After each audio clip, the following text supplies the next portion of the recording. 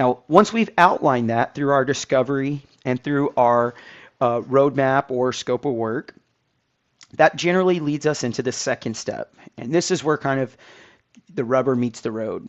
And this is what we call server and database setup. During this phase of a project, this is when we actually install all of the Vault server configuration, mainly what we call the SQL service and your PDM archive and database service on your hardware. We generally know what the setup is going to be during that discovery phase.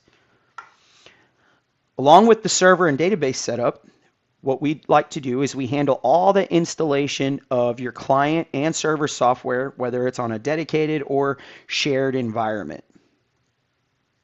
This ensures that we are set up so we can integrate with your existing infrastructure. Our team likes to ensure a Vault is built on a solid foundation and ensuring that it's optimized for security, speed, and scalability. So what does that really mean? Like physically, what happens in this phase? SOLIDWORKS PDM leverages SQL, either SQL Express or SQL Standard, depending on what version of PDM that you're taking advantage of. There's 4 key components that have to be installed on a central repository, what we call a server. One of those is SQL. The second is what we call our PDM database and archive service. And then the third is actually what we call the Network Licensing Manager, which is how PDM controls access through licenses. These 4 pieces of software get installed on a server. And this server could be either in-house, like a server closet in your current building, or it could be in a hosted center like MLC's dedicated hosted data center. From there, we look at the clients.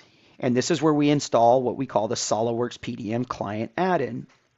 This gives user access to the server, whether they are working in an office building or maybe even working remotely. Once all of these services are installed on both the server and the client machine, this is where the PDM system kicks in. At which point, this is how the server manages access to the data, controls your references, tracks history, and it provides a single source of truth for all the key players in the project.